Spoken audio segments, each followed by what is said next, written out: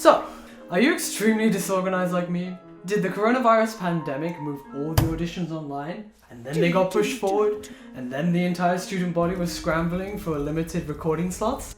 Well, boy do I have the video for you. Hi, I'm Angelo. And this is also Angelo from November 2020. And as you can tell, I have not been able to get a haircut since then. Also, a quick disclaimer, I'm not a super expert on this is just my personal experience, and if you find it interesting, then feel free to do your own research.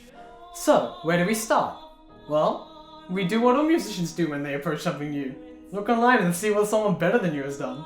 So what the pros do is record the piano, the singer, and the room all individually. There's a stereo pair for the piano, another stereo pair to capture the room, and for the singer, he gets one of those tiny Shops microphones. Either one, like Javier Camarena's got here, or a pair, like Big Pat's got over there. Or they use one of these stereo ribbon microphones, which gives a nice vintage warm sound, like this person's got here. So you got all of that in your basket. What's next? Well, you need a multi-track recorder to plug all your microphones into. And if that doesn't have a very good preamp to amplify the signal, then you have to buy that as well. And if it doesn't supply phantom power to power all your microphones, you have to buy that as well. And if you don't have stands or cables, you have to get that as well. And how much does this cost again?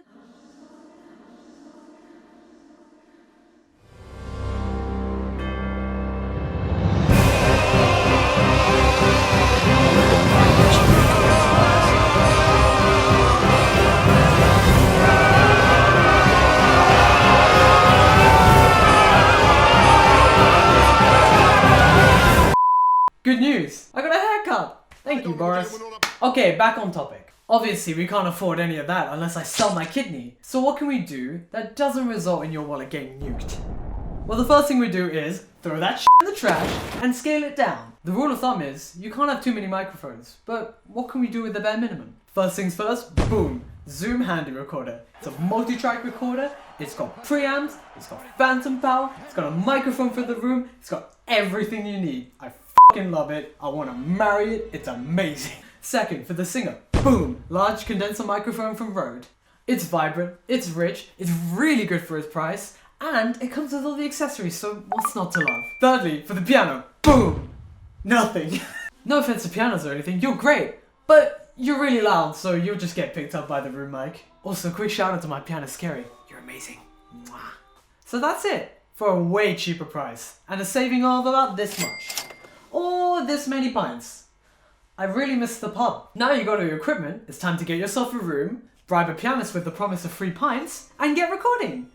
It's recording day, yay! You're in the room and now it's time to set up. Unfortunately, we can't mic classical singers like regular singers because we're so special. If we put the mics too close, we don't get that depth in the sound or a sense of the voice filling the room. Remember, our instruments are supposed to work in big ass concert halls. So for the mic, we gotta back it up there. But if you put them too far away, then the sound can be quite thin. So it's about striking a balance. For the room mic, we put that in the acoustic sweet spot of the room to capture the sound bouncing off of all the walls. Okay, mics are placed, you plug them into your Zoom and then we can get started. Before you start doing actual takes, you should do a test run. You should use that time to adjust the positioning of the microphones and to adjust the gain settings of your microphone so you don't blow your ears off with a crap ton of distortion. All that done and now you're ready for your first take. Turn on your camera and your recorder and clap to sync and get performing. Mess up multiple takes like this and rinse and repeat until you're happy. But spoiler alert, you'll never be happy. Now you got all your takes, it's time for the mixing process. We put all the audio we captured into a digital audio workstation and we use it to mix, balance, adjust the sound and a bunch of other stuff that I'm not going to get into because it's boring as hell. And if we did, then no one would pay me to do it for them. Wait, what's that on the floor? Is that a shameless plug for my website? Go to my website, please. Yes, this was all just an elaborate advert. Please go to my website. Justify my poor spending decisions. This is by far the most important step in the process. The cliche, it's not about your equipment, it's about what you do with, very much applies in this situation.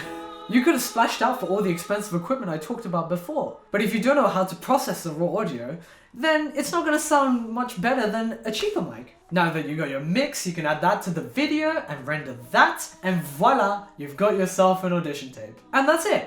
That's how I made my audition tape that you're looking at right now. And if you got to the end of this video thinking, man, that sounds like a lot of effort, what kind of idiot would want to do all that work? Me! I'm that idiot! Visit my website! I'll do it for you! Please visit, I'm on my knees! I spent all my money on GME stock! Oh wait, here comes my top note.